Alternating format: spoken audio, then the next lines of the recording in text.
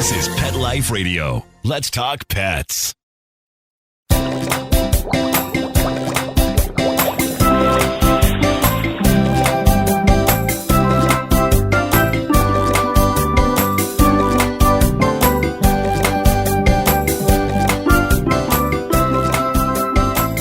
Welcome to Aquariumania. I'm your host, Dr. Roy Anong, speaking to you from the University of Florida IFAS Tropical Aquaculture Laboratory. Thanks for joining us.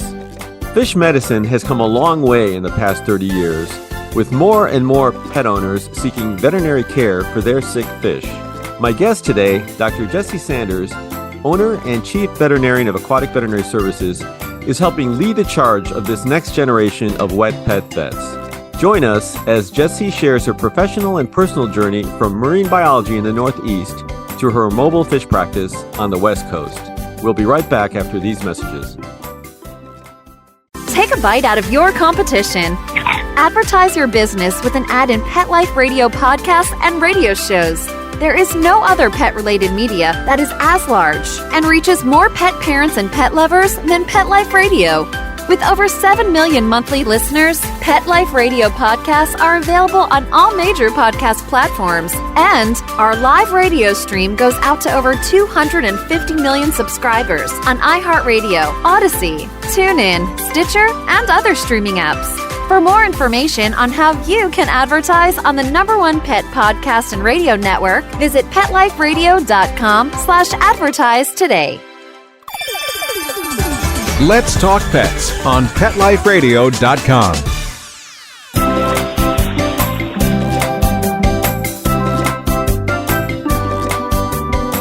Welcome back to Aquariumania on Pet Life Radio. My guest today is Dr. Jessie Sanders, owner and chief veterinarian of Aquatic Veterinary Services. Dr. Sanders, Jessie, it's a pleasure to have you on. How are you doing today? I'm doing great, Dr. Roy Anong. Thank you so much for having me on the show today. My pleasure. My pleasure. It's been probably way too long. I should have had you on much earlier. So if you're familiar with any of my podcasts, I kind of like to get a little personal with you all first. So we'll kind of talk a little bit about the early Jessie beginnings. Can you maybe start by telling us about let's go straight to your first fish and your first aquarium. So back when I was probably about 5 or 6, I started begging my parents for an aquarium. I was one of those kids who, you see, I think it was like Mr. Rogers or Big Bird or something like that. They have a little fish in a tank. And my parents were very generous. In addition to having, the family cat and the family dog, they went out and got me probably about a 10-gallon fish tank and 2 little goldfish. So one little goldfish was white and really, really big. And the other one was orange and small. But I remember them being, in their tank with some decor and getting the gravel and the flake food and having to watch my mom clean out the tank every once in a while. But we had them for a couple years. But it really inspired me to, get started with fish very young. So you're probably not going to remember, but did you actually give them names? Oh, goodness. Probably. I honestly do not remember. No problem. I wasn't sure. I wasn't sure if you had like some really interesting name for them, but don't worry. That was a long time ago. So I guess that maybe that goes into my next question. So how did you get interested into the whole aquarium hobby in general, the aquarium industry, fish keeping? So I was one of those obnoxious kids who always knew from like the second I was born that I wanted to be a veterinarian.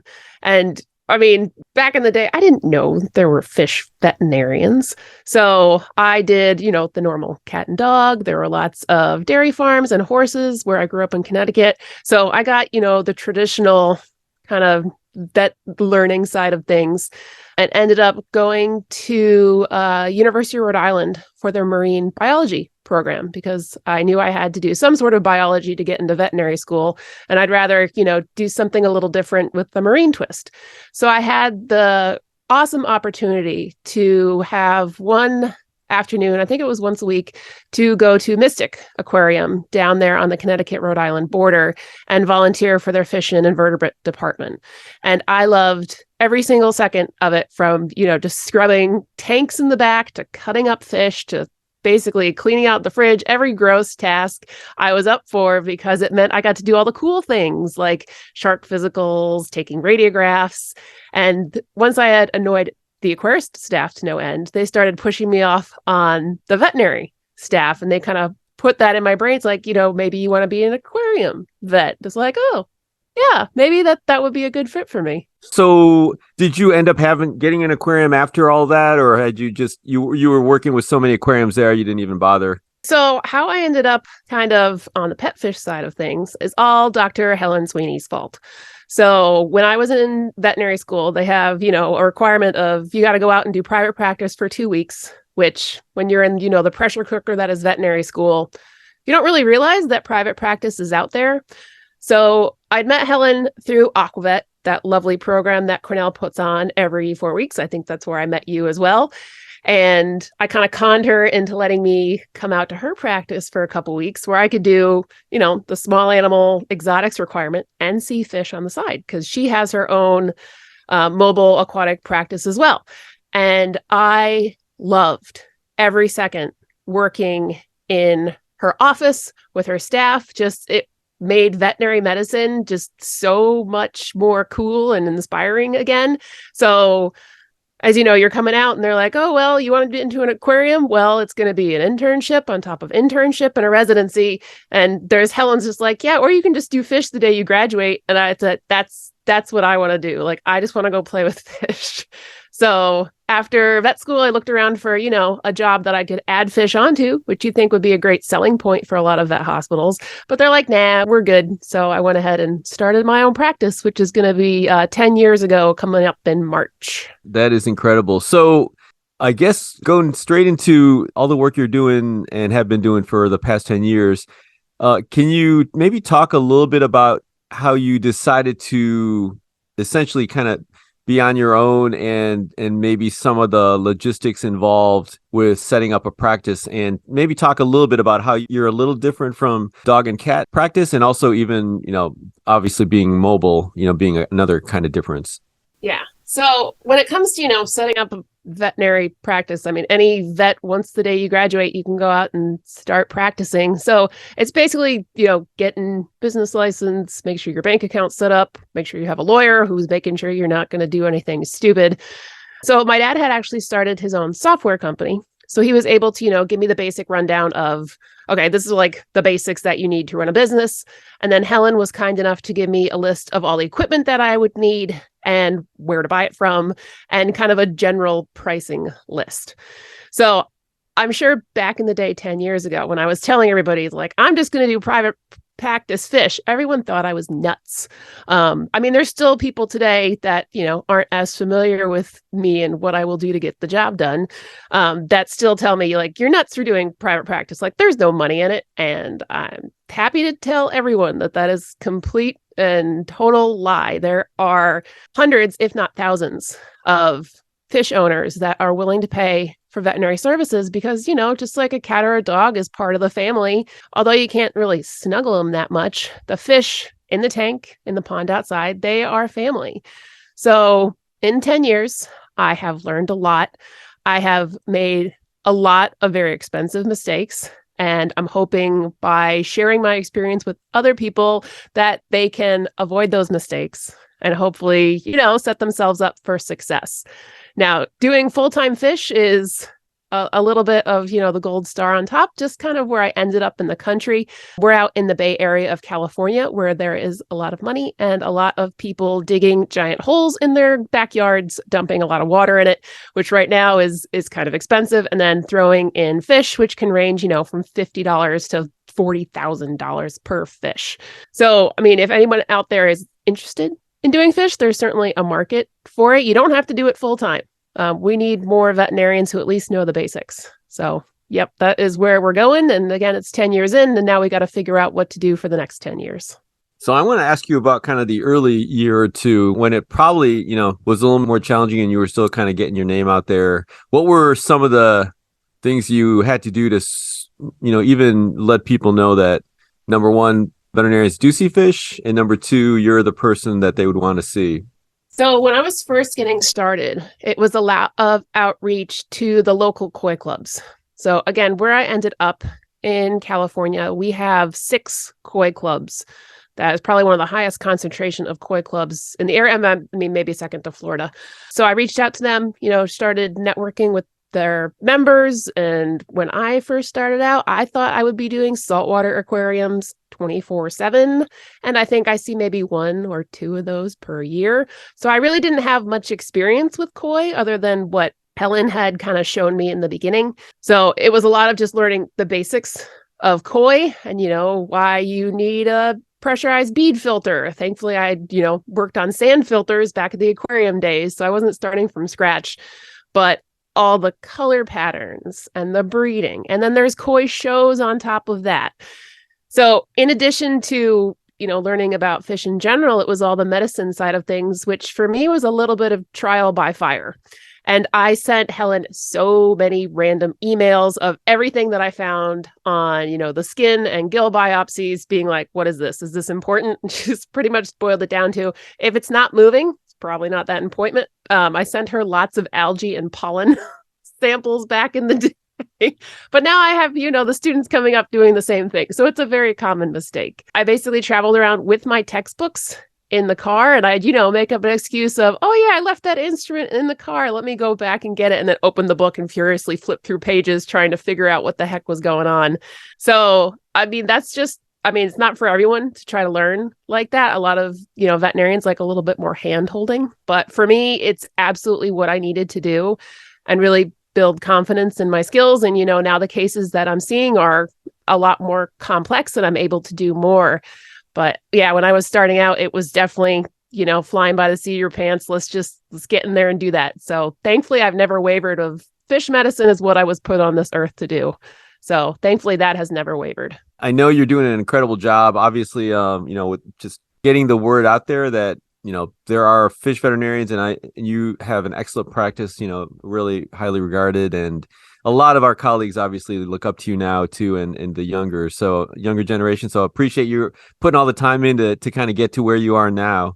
Before we kind of talk more about cases and that sort of thing, I did want to ask 2 quick questions. And the first one was kind of going into the whole education to the general public about veterinarians seeing fish. I know you've done a lot of outreach and in general, in whether it's social media, books, etc. Can you maybe talk a little bit about, I know you've had a couple of books come out, maybe talk a little bit about those right now. Yes. So we actually had a book published last October. So we're still in the first year, all about koi. And it's called How to Kill Your Koi, which obviously written by a veterinarian, a little bit ironic there. But basically every chapter is based on some silly myth that I have heard, regarding koi ponds. So first one, for water chemistry, it's like, oh, my water looks clean, so it must be fine. Like, I'm sorry, you can't tell the pH of a water by looking at it. And then for your nutrition, it's like, oh, whatever's the most expensive koi food must be the best. Well, I've looked at labels and that is not true at all.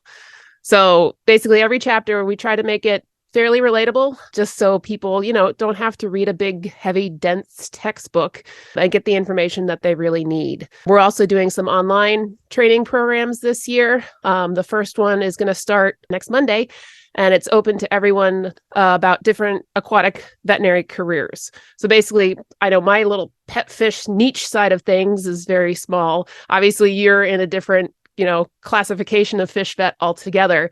So I conned 11 people into talking about their careers and jobs. So that's open to everyone.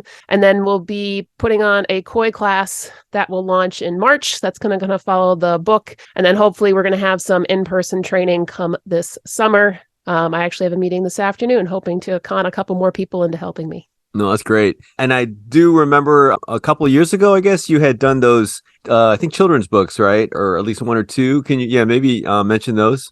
Yes. So we also have our children's book series. It's 3 books, starting out with Boo and Bubbles. And Bubbles is the fish and Boo is the little girl. She's modeled after my little sister, getting into trouble and splashing into puddles and all those things. So the first book goes through, bringing your fish home from the pet store, everything that you need, how to acclimate, how to set up. The second book is a visit from the fish vet. So basically what I do as a veterinarian, and it goes through all the maintenance, jobs that you need to do with an aquarium. And then the third one called Meet Goldie, is when a new fish is brought into the house and it goes through, biosecurity and quarantine, but dumbed down to 5-year-olds, which you'd think if I could explain it to a 5-year-old, my actual adult clients would listen, but that doesn't seem to be the case. So yes, we have the children's book series in addition to the new koi book that just came out. No, that's great. And one last thing related to that, you mentioned your sister, and I guess your sister's a human physician, right? Is that correct? Correct. She's a general surgery for humans. Yeah. So, and I know you guys can maybe you talk a little bit about when you guys get together, talk about cases and if you're, learning from each other, that sort of thing. So mostly we just gross each other out with our cases because I think humans are disgusting and she thinks fish are really gross. But thankfully, with some of our more kind of complicated surgical cases, she's been a really great resource. There was one fish that we were debating trying to put an artificial swim bladder into, and it had to be something that, you could inflate and deflate as the fish needed it.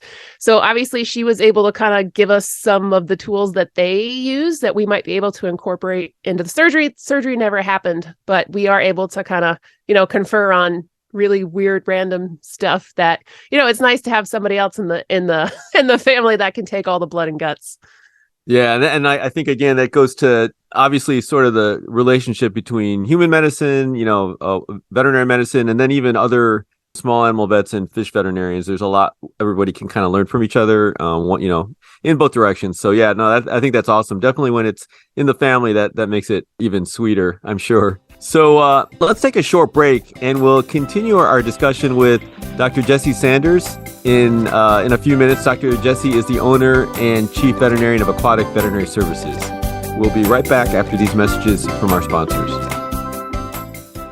Pet Life Radio, the #1 pet radio network on the planet, joins forces with iHeartRadio to put the power of your pets in your pocket. Awesome! Download the iHeartRadio app and rock Pet Life Radio on your phone, on your tablet, on your Xbox, in your car. Pet talk, pet tunes, and fun pet times. Pet Life Radio and iHeartRadio. Positively Possum. Let's talk pets. Let's talk pets On Pet Life Radio. Pet Life PetLifeRadio.com.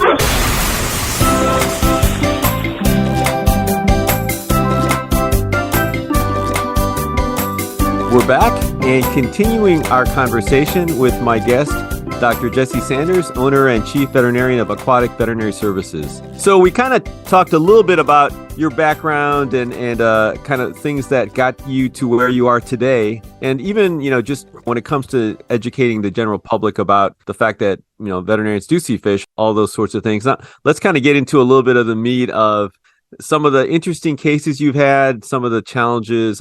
One thing I actually was curious about and maybe having your perspective for our listeners is how you approach a case. So let's say you get a call from a koi owner. What would be maybe your kind of general approach? Because I think a lot of folks that have fish, obviously many of them don't think about working with a vet, but it would be helpful for them to know maybe things that they should think about and things that, will be helpful for them when they have a vet trying to help them out. Yeah. So when I get a case, first time rolling up on the owners, obviously we're going to discuss, just kind of a general history, what's been going on. Some important questions to ask for fish, especially with ponds, is have you added any new ones recently? And if you have you quarantined them at all? And usually the question is going to be, no, we didn't quarantine, or somebody else did it for, about 2 weeks at some unknown temperature.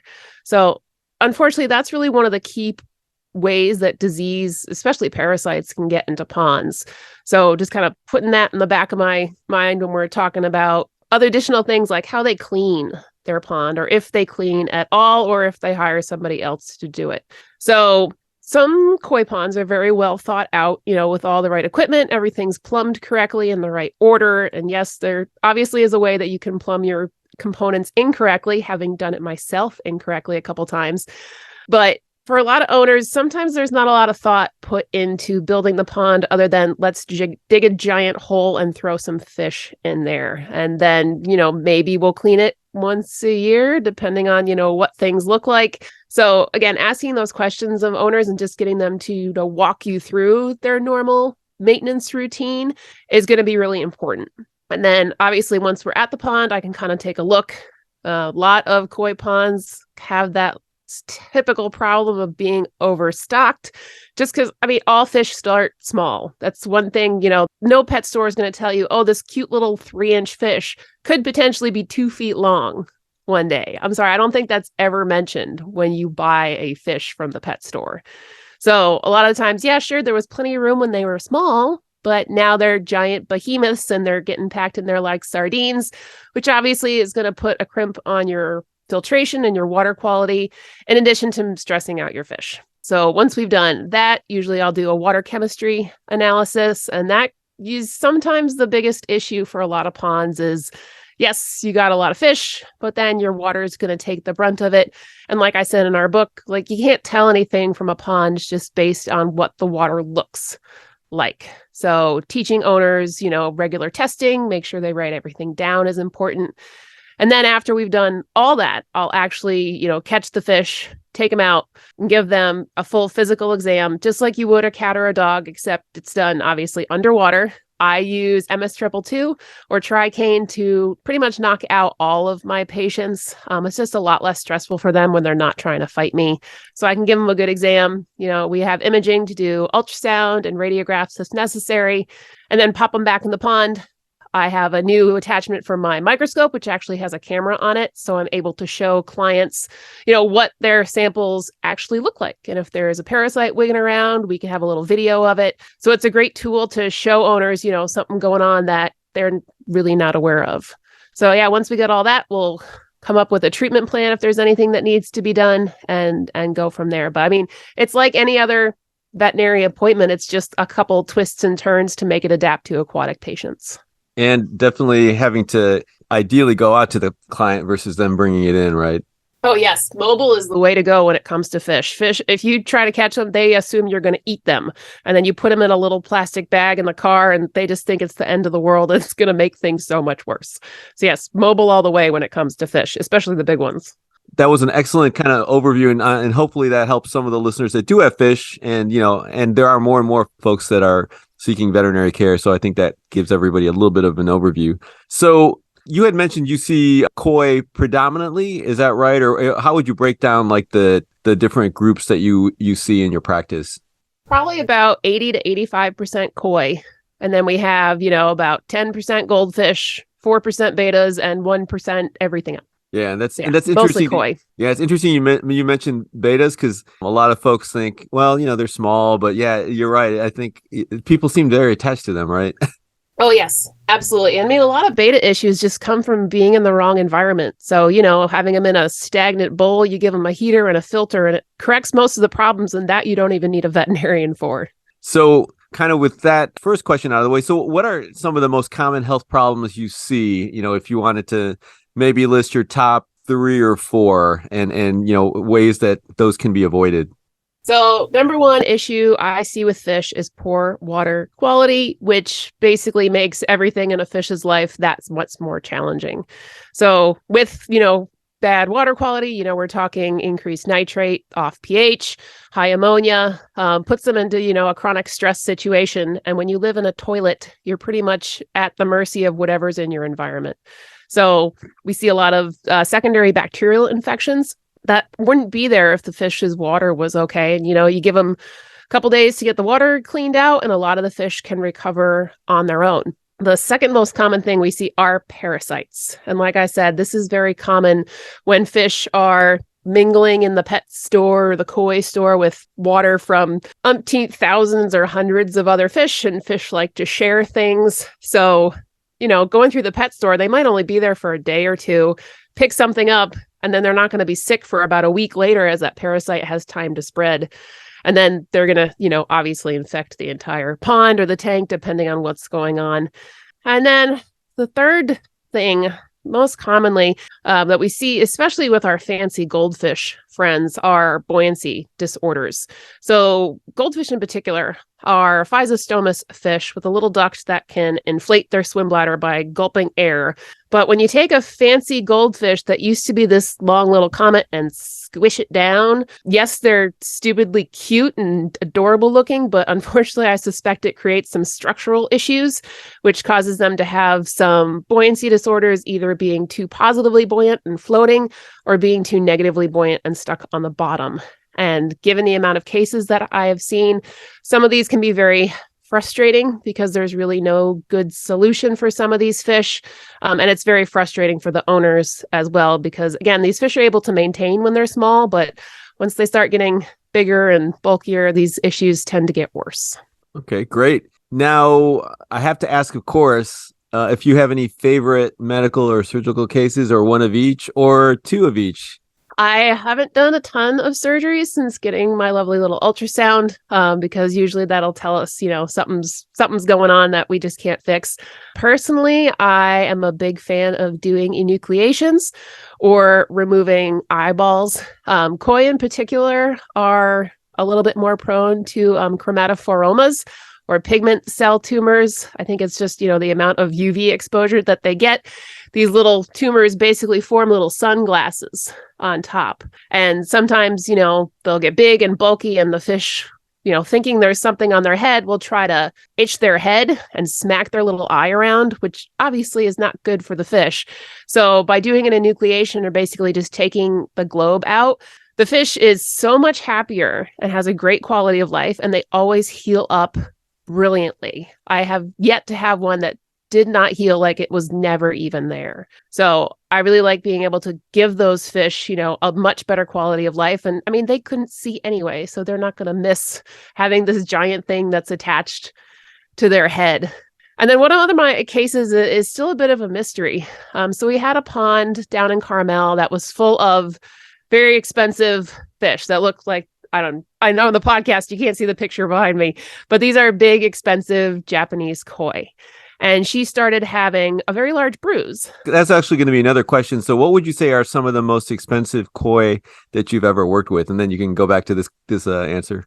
I do not work with a lot of high-end koi. However, I do have one pond. Again, this is the one that I was referring to. I think the starting price I think there's been 13 fish total in this pond. The starting price was about $5,000 to $10,000 per fish. And again, that times 11 or 12 is considerable money. But the owner has to be one of the nicest people I've ever worked with. And he's had some very unique health issues for the fish in his pond, which I'm not sure if that's just because they carry that high price tag. As with breeding goes with some of these guys, they're looking for specific body types and colors, and I suspect they might be breeding some sarcomas, specifically ovarian sarcomas, into these fish, because now we just had a necropsy yesterday for the second fish that has now passed in that pond with that disorder. Maybe you mentioned what a sarcoma is. Sure. So a sarcoma is a type of neoplasia or cancer in fish. Tends to be very slow growing, doesn't really metastasize or move over to any other tissues. We haven't been able to confirm that these are ovarian in nature, except yesterday it was still within the ovarian capsule itself. So hopefully our pathologist will be able to confirm that, which is something that I and another pathologist have suspected for a very long time. But by the time you get the sample in, all the normal tissue has been obliterated. Oh, that's interesting. And so would that just be a surgical removal, or? If I'd caught them early enough, yes. With this fish that unfortunately was euthanized yesterday, she's been a canary in this pond for a while. So anything that happens to these fish, she tends to display signs first. So she was kind of slowing down a couple months ago, not really eating as much. Put her on some antibiotics, no change, and then she stopped eating altogether. So we ended up doing some more injectable antibiotics while treating the pond with some medicated feed just to make sure it didn't spread to anyone. But lo and behold, it come to find out after she'd lost considerable weight, there was still no external features, but on the necropsy, there was about a grapefruit-sized tumor in there that, again, was originating within the ovarian capsule that was there. So again, hopefully we'll have more news from the pathologist. And how big was this fish again? Goodness. She was, let's see, I think we measured her at about 31 inches. At her highest weight, she was 34 pounds. Wow. Okay. When she started getting sick, she was down to 24 pounds. And I think right before her necropsy yesterday, she was down to 21 pounds. Okay. Yeah. When you said grapefruit size, tumor, I'm thinking this has had to be a pretty big fish, or very big. It looked like a very large ball sticking out of its body. So that is a very big fish. So obviously in vet school, you worked with dog and cat clients. How would you say pet fish pond aquarium owners are different from your, there isn't a typical, but sort of typical dog and cat owner? So in most ways, they're very similar. Again, they might not have as much familiarity with a aquatic pet versus, a little cute, fluffy cat or dog that is a little bit easier for a lot of people to kind of interpret when something's wrong. The dog doesn't want to do their normal thing. The cat's hiding on them, doing something weird. But for fish, it's a little harder for owners to know what's normal versus what's abnormal. And obviously, this is going to vary for many, many different clients. Some are obviously very attached and watching their fish intently every day. And other people, their fish are out in the yard. It's winter, it's cold. They're not doing anything. They might go out and visit them occasionally every couple days or so. So again, with fish, you have obviously the physical signs of disease. So missing scales, frayed fins, if you do see them flashing or trying to itch themselves. And then you have kind of the behavioral signs, which are a little bit harder for some owners to notice. So behavioral signs would be, a fish that isn't eating as much. Maybe he's eating a little bit, or maybe he's just not schooling with everyone. And especially with some ponds, where in the pond are they? Are they not leaving this waterfall because there's a water quality issue? Or maybe there's some area of the pond that has a dead spot where there's no oxygen. And sometimes it just takes, a little bit more of a keen eye. So again, with the veterinarian side of things, and I do nothing but stare at fish all day, I'm really good at picking out, even with fish and ponds I'm unfamiliar with, I'm a lot more keen on kind of picking out what's normal versus abnormal. But then I can mention it to the owners and they'll be able to look at it for next time. Yeah, that's great. Great points. So I like humor. Do you have any funny stories? Oh, goodness. Well, I do have, it's fish adjacent, not quite. So when we were getting ready to open up our hospital, so we did have a fish hospital for a couple years. And obviously we had a big event to open it and let the public in, kind of see what we were all about. I had a friend who loves helping out with these events. And I had, just as a joke, bought like a clownfish costume that I was like going to put on and go out and greet the guests. And she saw it, grabbed it, and then ran out pretty much. So there's a 4-way intersection right by our building. She had her headphones on. So she was just dancing out there on the crosswalk for over an hour, just bringing people in. So I ended up buying more fish costumes, and there was a flotilla of Nemos that accompanied us for a 4th of July parade. That's awesome. And since you mentioned that, you have to talk about, which I don't even know if you have anymore, your car. Oh, my car. Yes. So my lovely little mobile veterinary unit is currently decorated like a clownfish from head to tail. So it's a giant sticker. It's not actually a paint job because they told me I'd never be able to sell it if I painted that. And my husband's very glad because he got Nemo Part 1. So we just peeled the sticker off and it's good to go. The paint job is immaculate. So yeah, we have a nice big clownfish as our mobile rig. And it's pretty awesome when I've seen pictures of it. So cool. So we've talked quite a bit about where you've come from, what you're working on, things like that. We're sort of hopefully talking to some of the next generation, who knows out there. Do you have any advice for listeners interested in health careers with pet fish, veterinary technician, any working maybe at aquaria or zoos that have aquaria? Any suggestions? Oh, yes. If you are a student out there who says you want to be a fish veterinarian, you're going to get laughed at a lot. And you can do whatever you want when it comes to veterinary medicine. Fish is no exception. When I was in vet school, I was telling everybody I'm going to be a fish veterinarian. They thought I was crazy until, I found all my colleagues at Aquavet and AAFV, so the American Association of Fish Veterinarians, which had only just begun when I was finishing my veterinary school career. And you also have the World Aquatic Veterinary Medical Association, so WAVMA. Like I said, I'm sure there's lots of people who thought I was crazy and still to this day think that I'm completely insane for doing nothing but fish, because what are you doing? There's no money in that. There's no clients. And I am here to tell you there absolutely is. And it's not just pet fish. There's going to be a lot of development in aquaculture and research. So for those of you who are out there and want to work with fish, don't let anyone tell you that you can't work with fish. Excellent advice for our future people. One more last question, and then we're going to unfortunately have to end our great discussion. Looking into the future, where do you see fish medicine in 15, 20 years? So I am on the warpath to get fish medicine up there with any other normal recognized specialty.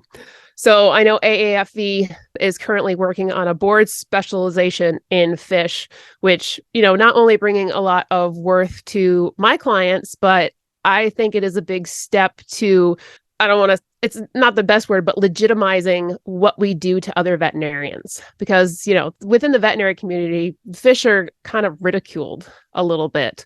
And again, a lot of people is comparing it to where exotics was and, amphibian and reptile medicine 15, 20 years ago. So I think we have a lot of work to do, and it's not just going to be me. It's going to be everyone who works with fish, but I'm going to bring it up myself if I have to be, a recognized specialty. So when anyone is having a problem with fish, the answer to being like, what am I going to do with this won't be, go online, go to the pet store. It'll be, call your veterinarian.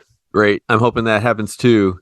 Well, unfortunately, we are out of time. I want to thank our guest, Dr. Jessie Sanders, and our producer, Mark Winter, very much for making this show possible. And Jessie, now I have to ask if you have any final words of wisdom in general that you want to share.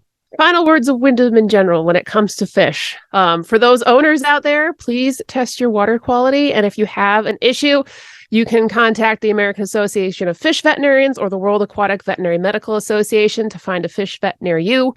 For those students up there who want to be a fish vet, again, don't let anyone tell you that you can't. And if anyone is looking for more information about me or my practice, you can find our book online. Again, the name is How to Kill Your Koi, and then Boo and Bubbles is also there as well. And our website is cafishvet.com. Great. Thanks very much. Thanks again. Please be sure to check out Dr. Jessie Sanders' web links, which we will also have on her Aquariumania episode page. If you have any questions, comments, or ideas for a show, email me at drroy@petliferadio.com. That's DRROY@petliferadio.com. Until next time, please visit your local aquarium stores and keep your tanks clean and your ponds clean and your fish healthy. And if you get a chance, check out Dr. Sanders' books and her websites. Let's Talk Pets every week on demand, only on PetLifeRadio.com.